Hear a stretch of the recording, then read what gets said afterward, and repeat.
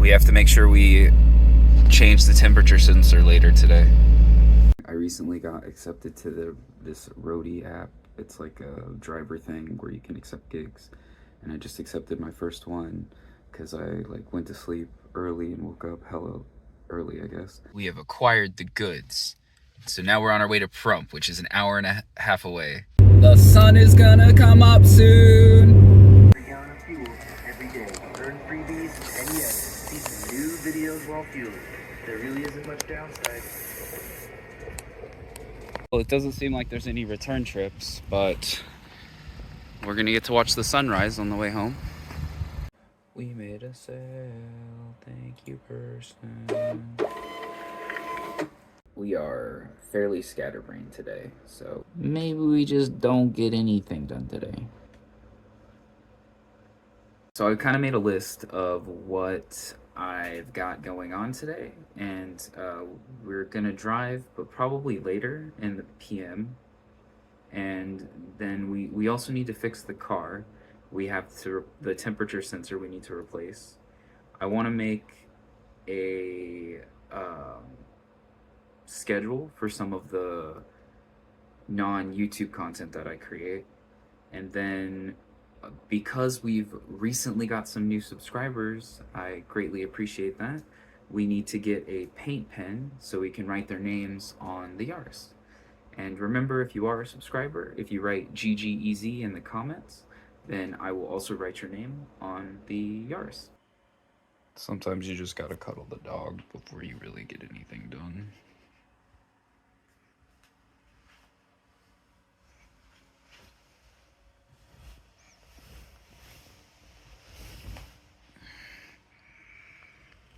What up, world? It's PK here. Recently, we had a check engine light come on our 2006 Toyota Matrix, and according to this AutoZone report, it seems to be our coolant temperature sensor. Here is the part number.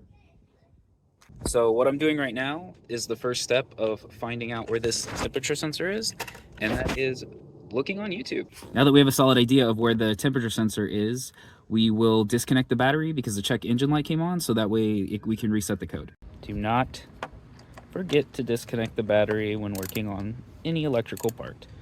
You don't want to shock yourself like me. Also, in case you're curious, the temperature sensor is to the driver's side, and then you can see that right there. Or our new part. I was trying to figure out what are we gonna do to get it off. I think we can just take this 19 and fit it over the old one, and then just thread this back in. So definitely something to consider if you're gonna do this yourself, is that you will lose some coolant. This is about how much we lost, if you can see it puddled up on the transmission there. Here's what the old one looks like. I mean, it seems like there's oil, right? Which means that maybe this thing is blown up. Some things that do concern me though are like here, you see how the oil cap is all, and then also it does look like there's some blow, like some residue here as well. So maybe this gasket's failing. I hope not, but it is what it is. And then as well here, we can see some oil. So I'm not sure what exactly is going on. We're just gonna go by the old adage for today. If it's not broke, don't fix it. All right, let's fire it up, and then we're gonna head to Blick's to get a marker pen. We made it to Blick. But before we go inside and get a paint pen, I wanted to tell a story. So this morning we went to Prump for a delivery. And along the way, there's like a lot of kind of twisty roads, and I really enjoyed it. I thought that the car handles really well. Got me thinking about is one time I was hanging out with one of my mentors, and he had told me the story where he had a Honda Del Sol, and he was just like cruising down a mountain. And he was like, yeah, it's 10/10. I'm matted. Pedal to the metal. And I was like, oh yeah, that's sick, that's sick. And he's like, and it was pinned at 120. And I'm just cruising down. It felt like I was flying. And I was just like, Del Sol, huh? Man, I really dislike front-wheel drive cars.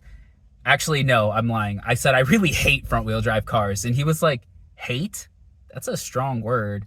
And I mean, like, I just, at the time, like, I feel so bad now because, one, I actually appreciate the front-wheel drive cars a lot more than I did back then. But the other part is, like, how, like, mean is that to be like, I'm telling you this badass story of a time where I like risked my life and it was just awesome, and then I'm just like, yeah, whatever, dude, front wheel drive car. Car's kind of this color. That's why I was thinking something like yellow or gold.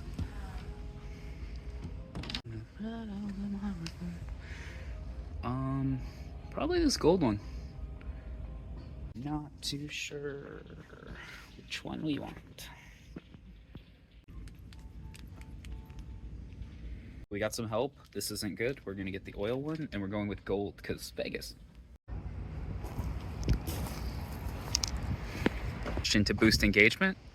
If this is a Bulbasaur, and this is an Ivysaur, is a RAV4 a Venusaur? Or is it a Sequoia? Camry? Sequoia. Tundra? What do you guys think? Okay, pen is all primed. And we have FPS 8867970. We have Nicholas Holger, Ali Ascari, Felix Nuez. First off, if I said any of your names or usernames wrong, I'm very sorry. I will probably mess it up again in the future. That being said, thank you so much. And anybody who's watching, even if you're not subscribed, thank you. I greatly appreciate it. If you subscribe, it can change everything. So I can't grow this without your help. And these people, right now, me and my co-pilot are going to go drive and earn some money. Here is a familiar sight. We've been here before. We've been here before. We've been here before. So where we are at, it's saying that the O2 sensor is failing, which is what we just replaced.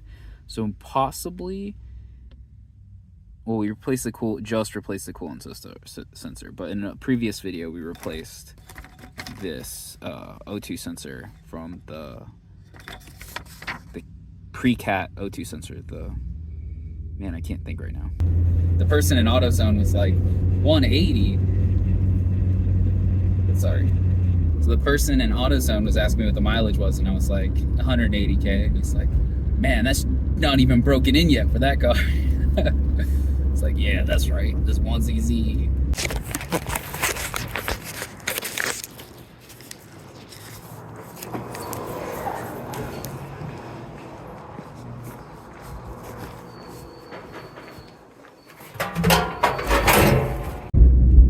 It's around 7 o'clock and the moon is gorgeous, but I'm so tired. I'm trying to figure out why. Actually, I know why. Because I've been up since 3 a.m. Yeah. So we're gonna break our streak, but we will start again tomorrow.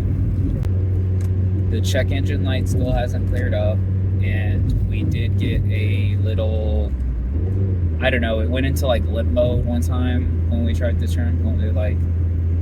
I almost stalled it because I'm having the hardest time with first gear in this car for some reason. I don't know if there's something wrong with the transmission because it makes this like whirling, grinding sound, or if that's just how it is. And yeah, anyways, I just kind of like, I don't know. I'm trying to get better at it, but I'm actually pretty exhausted, so I'm gonna call it, and we will tear into the Yaris tomorrow. Before we completely take it apart, though, I want to make sure we're capable and we have everything we need. So we might spend a day just going over it. I also want to record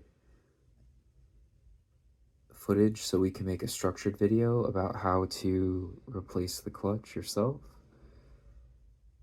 without any music and stuff. Hopefully it's more structured and of better quality, but If you're striving for a goal or you're just trying to make yourself better, please let me know, and we can